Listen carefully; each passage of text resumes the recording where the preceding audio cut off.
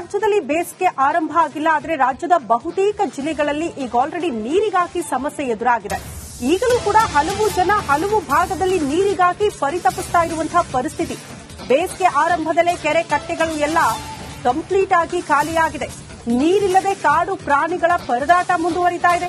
ನಾಗರಹೊಳೆ ಪ್ರದೇಶದಲ್ಲಿ ಕೆರೆ ಕಟ್ಟೆಗಳು ಖಾಲಿಯಾಗ್ಬಿಟ್ಟಿದೆ. ಒಂದ್ ಕಡೆ ಕುಡಿಯೋದಕ್ಕೆ ನೀರು ಸಿಗ್ತಾ ಇಲ್ಲ ಅನ್ನುವಂತಹ ಆಕ್ರೋಶ, ಮತ್ತೊಂದು ಕಡೆ ಟ್ಯಾಂಕರ್ಗಳ ಮೂಲಕ ಈ ಕೆರೆ ಕಟ್ಟೆಗಳಿಗೆ ನೀರು ಪೂರೈಕೆ ಮಾಡಲಾಗ್ತಾ ಇದೆಯಂತೆ. ಬಟ್ ಅಷ್ಟೇ ಸಾಕಾಗುತ್ತಾ ಅನ್ನೋದು ಕೂಡ ಪ್ರಶ್ನೆ. ಯಾಕಂದ್ರೆ ಬಹುತೇಕ ಕಡೆ ರೈತರು ಹೇಳೋ ಪ್ರಕಾರ ನಮಗೆ ಕುಡಿಯೋದಕ್ಕೆ ನೀರಿಲ್ಲ, ಜೊತೆಗೆ ಜಾನುವಾರುಗಳಿಗೂ ಕೂಡ ನೀರು ಬೇಕಲ್ಲ. ಕೆರೆ ಕಟ್ಟೆಗಳು ಕಂಪ್ಲೀಟ್ ಆಗಿ ಖಾಲಿ ಆಗಿರೋದ್ರಿಂದ ಸಹಜವಾಗಿ ಆತಂಕದ ವಾತಾವರಣ. ದೃಶ್ಯ ನೋಡ್ತಾ ಇದ್ದೀರಲ್ಲ, ಟ್ಯಾಂಕರ್ಗಳ ಮೂಲಕ ಕೆರೆ ಕಟ್ಟೆಗಳನ್ನ ಭರ್ತಿ ಮಾಡ್ತಾ ಇರುವಂತಹ ದೃಶ್ಯ.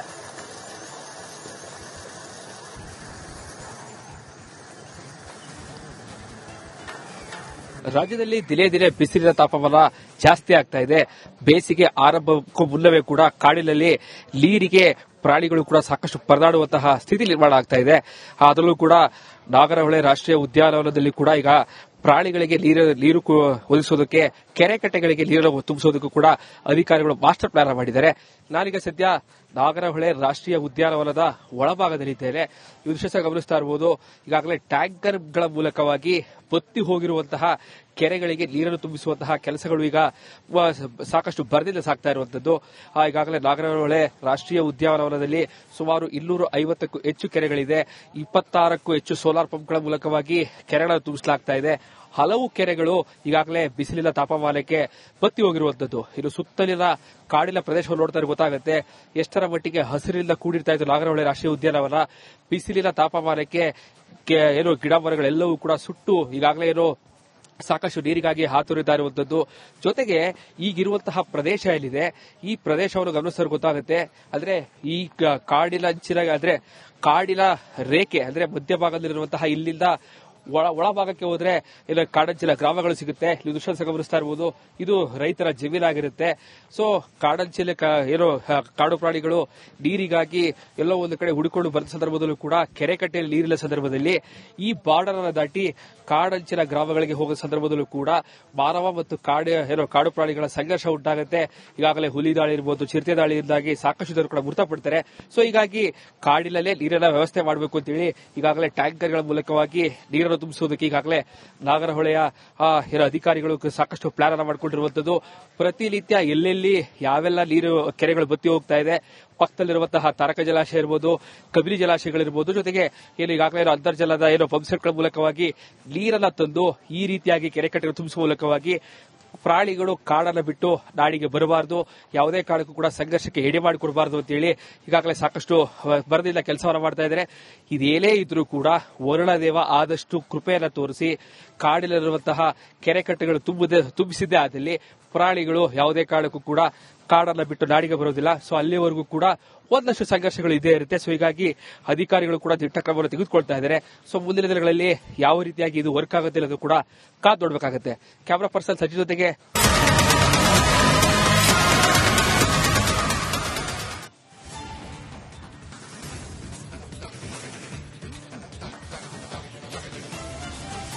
ನೋಡಿ, ಇನ್ನೂ ಕೂಡ ರಾಜ್ಯದಲ್ಲಿ ಬೇಸಿಗೆ ಆರಂಭ ಆಗಿಲ್ಲ, ಆದರೆ ರಾಜ್ಯದ ಬಹುತೇಕ ಜಿಲ್ಲೆಗಳಲ್ಲಿ ಈಗ ಆಲ್ರೆಡಿ ನೀರಿಗಾಗಿ ಸಮಸ್ಯೆ ಎದುರಾಗಿದೆ. ಈಗಲೂ ಕೂಡ ಹಲವು ಜನ ಹಲವು ಭಾಗದಲ್ಲಿ ನೀರಿಗಾಗಿ ಪರಿತಪಿಸ್ತಾ ಇರುವಂತಹ ಪರಿಸ್ಥಿತಿ. ಬೇಸಿಗೆ ಆರಂಭದಲ್ಲೇ ಕೆರೆ ಕಟ್ಟೆಗಳು ಎಲ್ಲ ಕಂಪ್ಲೀಟ್ ಆಗಿ ಖಾಲಿಯಾಗಿದೆ. ನೀರಿಲ್ಲದೆ ಕಾಡು ಪ್ರಾಣಿಗಳ ಪರದಾಟ ಮುಂದುವರಿತಾ ಇದೆ. ನಾಗರಹೊಳೆ ಪ್ರದೇಶದಲ್ಲಿ ಕೆರೆ ಕಟ್ಟೆಗಳು ಖಾಲಿಯಾಗ್ಬಿಟ್ಟಿದೆ. ಒಂದ್ ಕಡೆ ಕುಡಿಯೋದಕ್ಕೆ ನೀರು ಸಿಗ್ತಾ ಇಲ್ಲ ಅನ್ನುವಂತಹ ಆಕ್ರೋಶ, ಮತ್ತೊಂದು ಕಡೆ ಟ್ಯಾಂಕರ್ಗಳ ಮೂಲಕ ಈ ಕೆರೆ ಕಟ್ಟೆಗಳಿಗೆ ನೀರು ಪೂರೈಕೆ ಮಾಡಲಾಗ್ತಾ ಇದೆಯಂತೆ. ಬಟ್ ಅಷ್ಟೇ ಸಾಕಾಗುತ್ತಾ ಅನ್ನೋದು ಕೂಡ ಪ್ರಶ್ನೆ. ಯಾಕಂದ್ರೆ ಬಹುತೇಕ ಕಡೆ ರೈತರು ಹೇಳೋ ಪ್ರಕಾರ ನಮಗೆ ಕುಡಿಯೋದಕ್ಕೆ ನೀರಿಲ್ಲ, ಜೊತೆಗೆ ಜಾನುವಾರುಗಳಿಗೂ ಕೂಡ ನೀರು ಬೇಕಲ್ಲ. ಕೆರೆ ಕಟ್ಟೆಗಳು ಕಂಪ್ಲೀಟ್ ಆಗಿ ಖಾಲಿ ಆಗಿರೋದ್ರಿಂದ ಸಹಜವಾಗಿ ಆತಂಕದ ವಾತಾವರಣ. ದೃಶ್ಯ ನೋಡ್ತಾ ಇದ್ದೀರಲ್ಲ, ಟ್ಯಾಂಕರ್ಗಳ ಮೂಲಕ ಕೆರೆ ಕಟ್ಟೆಗಳನ್ನ ಭರ್ತಿ ಮಾಡ್ತಾ ಇರುವಂತಹ ದೃಶ್ಯ.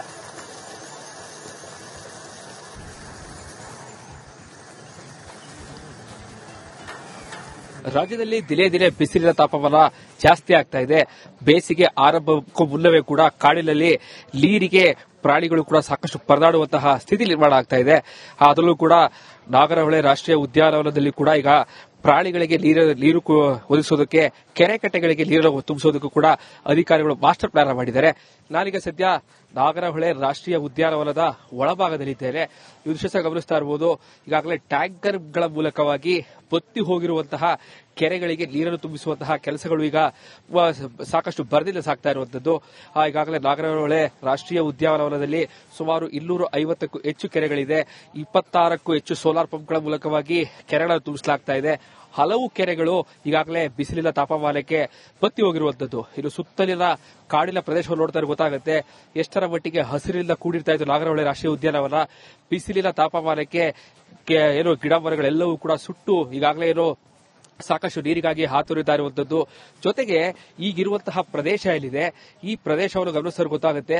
ಅಂದ್ರೆ ಈ ಕಾಡಿನ ಅಂಚಿನ ಕಾಡಿನ ರೇಖೆ ಅಂದ್ರೆ ಮಧ್ಯಭಾಗದಲ್ಲಿರುವಂತಹ ಇಲ್ಲಿಂದ ಒಳಭಾಗಕ್ಕೆ ಹೋದ್ರೆ ಇಲ್ಲ ಕಾಡಂಚಿನ ಗ್ರಾಮಗಳು ಸಿಗುತ್ತೆ. ನೀವು ದೃಶ್ಯ ಗಮನಿಸ್ತಾ ಇರಬಹುದು. ಇದು ರೈತರ ಜಮೀನಾಗಿರುತ್ತೆ. ಸೊ ಕಾಡಂಚಿನ ಕಾಡು ಪ್ರಾಣಿಗಳು ನೀರಿಗಾಗಿ ಎಲ್ಲೋ ಒಂದು ಕಡೆ ಹುಡುಕೊಂಡು ಬಂದ ಸಂದರ್ಭದಲ್ಲೂ ಕೂಡ ಕೆರೆ ಕಟ್ಟೆಯಲ್ಲಿ ನೀರಿಲ್ಲ ಸಂದರ್ಭದಲ್ಲಿ ಈ ಬಾರ್ಡರ್ ಅನ್ನು ದಾಟಿ ಕಾಡಂಚಿನ ಗ್ರಾಮಗಳಿಗೆ ಹೋಗುವ ಸಂದರ್ಭದಲ್ಲೂ ಕೂಡ ಮಾನವ ಮತ್ತು ಕಾಡು ಪ್ರಾಣಿಗಳ ಸಂಘರ್ಷ ಉಂಟಾಗುತ್ತೆ. ಈಗಾಗಲೇ ಹುಲಿ ದಾಳಿ ಇರಬಹುದು, ಚಿರತೆ ದಾಳಿಯಿಂದಾಗಿ ಸಾಕಷ್ಟು ಜನರು ಕೂಡ ಮೃತಪಡ್ತಾರೆ. ಸೊ ಹೀಗಾಗಿ ಕಾಡಿನಲ್ಲೇ ನೀರಿನ ವ್ಯವಸ್ಥೆ ಮಾಡಬೇಕು ಅಂತೇಳಿ ಈಗಾಗಲೇ ಟ್ಯಾಂಕರ್ಗಳ ಮೂಲಕವಾಗಿ ನೀರನ್ನು ತುಂಬಿಸೋದಕ್ಕೆ ಈಗಾಗಲೇ ನಾಗರಹೊಳೆಯ ಅಧಿಕಾರಿಗಳು ಸಾಕಷ್ಟು ಪ್ಲಾನ್ ಅನ್ನು ಮಾಡಿಕೊಂಡಿರುವಂತದ್ದು. ಪ್ರತಿನಿತ್ಯ ಎಲ್ಲೆಲ್ಲಿ ಯಾವೆಲ್ಲ ನೀರು ಕೆರೆಗಳು ಬತ್ತಿ ಹೋಗ್ತಾ ಇದೆ, ಪಕ್ಕದಲ್ಲಿರುವಂತಹ ತಾರಕ ಜಲಾಶಯ ಇರಬಹುದು, ಕಬಿನಿ ಜಲಾಶಯಗಳಿರಬಹುದು, ಜೊತೆಗೆ ಈಗಾಗಲೇ ಅಂತರ್ಜಲದ ಪಂಪ್ಸೆಟ್ಗಳ ಮೂಲಕವಾಗಿ ನೀರನ್ನ ತಂದು ಈ ರೀತಿಯಾಗಿ ಕೆರೆ ಕಟ್ಟೆ ತುಂಬಿಸುವ ಮೂಲಕವಾಗಿ ಪ್ರಾಣಿಗಳು ಕಾಡನ್ನು ಬಿಟ್ಟು ನಾಡಿಗೆ ಬರಬಾರದು, ಯಾವುದೇ ಕಾರಣಕ್ಕೂ ಕೂಡ ಸಂಘರ್ಷಕ್ಕೆ ಎಡೆ ಮಾಡಿಕೊಡಬಾರದು ಅಂತೇಳಿ ಈಗಾಗಲೇ ಸಾಕಷ್ಟು ಬರದಿಂದ ಕೆಲಸವನ್ನು ಮಾಡ್ತಾ ಇದ್ದಾರೆ. ಇದೇನೇ ಇದ್ರೂ ಕೂಡ ವರುಣದೇವ ಆದಷ್ಟು ಕೃಪೆಯನ್ನು ತೋರಿಸಿ ಕಾಡಿನಲ್ಲಿರುವಂತಹ ಕೆರೆ ಕಟ್ಟೆಗಳು ತುಂಬಿಸಿದ್ದೇ ಆದಲ್ಲಿ ಪ್ರಾಣಿಗಳು ಯಾವುದೇ ಕಾರಣಕ್ಕೂ ಕೂಡ ಕಾಡನ್ನು ಬಿಟ್ಟು ನಾಡಿಗೆ ಬರೋದಿಲ್ಲ. ಸೊ ಅಲ್ಲಿವರೆಗೂ ಕೂಡ ಒಂದಷ್ಟು ಸಂಘರ್ಷಗಳು ಇದೇ ಇರುತ್ತೆ. ಸೊ ಹೀಗಾಗಿ ಅಧಿಕಾರಿಗಳು ಕೂಡ ದಿಟ್ಟ ಕ್ರಮವನ್ನು ತೆಗೆದುಕೊಳ್ತಾ ಇದ್ದಾರೆ. ಸೊ ಮುಂದಿನ ದಿನಗಳಲ್ಲಿ ಯಾವ ರೀತಿಯಾಗಿ ಇದು ವರ್ಕ್ ಆಗುತ್ತೆ ಅನ್ನೋದು ಕೂಡ ಕಾದು ನೋಡಬೇಕಾಗುತ್ತೆ. ಕ್ಯಾಮರಾ ಪರ್ಸನ್ ಸಜ್ಜಿ ಜೊತೆಗೆ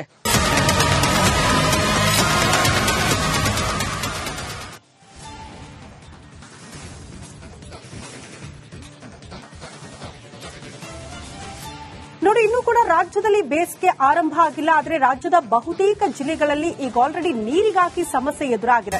ಈಗಲೂ ಕೂಡ ಹಲವು ಜನ ಹಲವು ಭಾಗದಲ್ಲಿ ನೀರಿಗಾಗಿ ಪರಿತಪಿಸ್ತಾ ಇರುವಂತಹ ಪರಿಸ್ಥಿತಿ.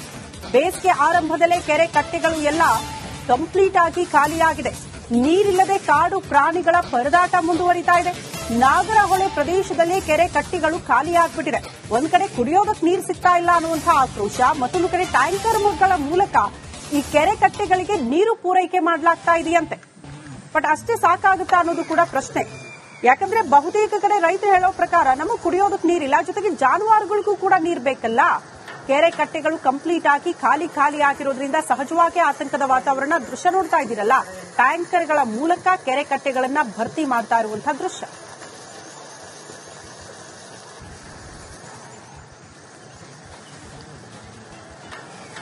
ರಾಜ್ಯದಲ್ಲಿ ದಿನೇ ದಿನೇ ಬಿಸಿಲಿನ ತಾಪಮಾನ ಜಾಸ್ತಿ ಆಗ್ತಾ ಇದೆ. ಬೇಸಿಗೆ ಆರಂಭಕ್ಕೂ ಮುನ್ನವೇ ಕೂಡ ಕಾಡಿನಲ್ಲಿ ನೀರಿಗೆ ಪ್ರಾಣಿಗಳು ಕೂಡ ಸಾಕಷ್ಟು ಪರದಾಡುವಂತಹ ಸ್ಥಿತಿ ನಿರ್ಮಾಣ ಆಗ್ತಾ ಇದೆ. ಅದರಲ್ಲೂ ಕೂಡ ನಾಗರಹೊಳೆ ರಾಷ್ಟ್ರೀಯ ಉದ್ಯಾನವನದಲ್ಲಿ ಕೂಡ ಈಗ ಪ್ರಾಣಿಗಳಿಗೆ ನೀರು ಒದಗಿಸೋದಕ್ಕೆ ಕೆರೆ ಕಟ್ಟೆಗಳಿಗೆ ನೀರನ್ನು ತುಂಬಿಸೋದಕ್ಕೂ ಕೂಡ ಅಧಿಕಾರಿಗಳು ಮಾಸ್ಟರ್ ಪ್ಲಾನ್ ಮಾಡಿದ್ದಾರೆ. ನಾನೀಗ ಸದ್ಯ ನಾಗರಹೊಳೆ ರಾಷ್ಟ್ರೀಯ ಉದ್ಯಾನವನದ ಒಳಭಾಗದಲ್ಲಿದ್ದೇನೆ. ಈ ದೃಶ್ಯ ಗಮನಿಸ್ತಾ ಇರಬಹುದು. ಈಗಾಗಲೇ ಟ್ಯಾಂಕರ್ಗಳ ಮೂಲಕವಾಗಿ ಬತ್ತಿ ಹೋಗಿರುವಂತಹ ಕೆರೆಗಳಿಗೆ ನೀರನ್ನು ತುಂಬಿಸುವಂತಹ ಕೆಲಸಗಳು ಈಗ ಸಾಕಷ್ಟು ಭರದಿಂದ ಸಾಗ್ತಾ ಇರುವಂತದ್ದು. ಈಗಾಗಲೇ ನಾಗರಹೊಳೆ ರಾಷ್ಟ್ರೀಯ ಉದ್ಯಾನವನದಲ್ಲಿ ಸುಮಾರು 250ಕ್ಕೂ ಹೆಚ್ಚು ಕೆರೆಗಳಿದೆ. 26ಕ್ಕೂ ಹೆಚ್ಚು ಸೋಲಾರ್ ಪಂಪ್ಗಳ ಮೂಲಕವಾಗಿ ಕೆರೆಗಳನ್ನು ತುಂಬಿಸಲಾಗ್ತಾ ಇದೆ. ಹಲವು ಕೆರೆಗಳು ಈಗಾಗಲೇ ಬಿಸಿಲಿನ ತಾಪಮಾನಕ್ಕೆ ಬತ್ತಿ ಹೋಗಿರುವಂತದ್ದು. ಇದು ಸುತ್ತಲಿನ ಕಾಡಿನ ಪ್ರದೇಶವನ್ನು ನೋಡ್ತಾ ಗೊತ್ತಾಗುತ್ತೆ ಎಷ್ಟರ ಮಟ್ಟಿಗೆ ಹಸಿರಿನಿಂದ ಕೂಡಿರ್ತಾ ಇತ್ತು ನಾಗರಹೊಳೆ ರಾಷ್ಟ್ರೀಯ ಉದ್ಯಾನವನ.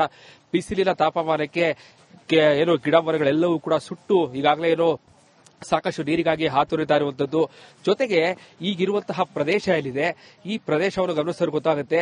ಅಂದ್ರೆ ಈ ಕಾಡಿನ ಅಂಚಿನ ಕಾಡಿನ ರೇಖೆ ಅಂದ್ರೆ ಮಧ್ಯಭಾಗದಲ್ಲಿರುವಂತಹ ಇಲ್ಲಿಂದ ಒಳಭಾಗಕ್ಕೆ ಹೋದ್ರೆ ಇಲ್ಲಿ ಕಾಡಂಚಿನ ಗ್ರಾಮಗಳು ಸಿಗುತ್ತೆ. ಇಲ್ಲಿ ದೃಶ್ಯ ಗಮನಿಸ್ತಾ ಇರಬಹುದು, ಇದು ರೈತರ ಜಮೀನಾಗಿರುತ್ತೆ. ಸೊ ಕಾಡಂಚಿನ ಏನೋ ಕಾಡು ಪ್ರಾಣಿಗಳು ನೀರಿಗಾಗಿ ಎಲ್ಲೋ ಒಂದು ಕಡೆ ಹುಡುಕೊಂಡು ಬಂದ ಸಂದರ್ಭದಲ್ಲೂ ಕೂಡ ಕೆರೆ ಕಟ್ಟೆಯಲ್ಲಿ ನೀರಿನ ಸಂದರ್ಭದಲ್ಲಿ ಈ ಬಾರ್ಡರ್ ಅನ್ನು ದಾಟಿ ಕಾಡಂಚಿನ ಗ್ರಾಮಗಳಿಗೆ ಹೋಗುವ ಸಂದರ್ಭದಲ್ಲೂ ಕೂಡ ಮಾನವ ಮತ್ತು ಕಾಡು ಪ್ರಾಣಿಗಳ ಸಂಘರ್ಷ ಉಂಟಾಗುತ್ತೆ.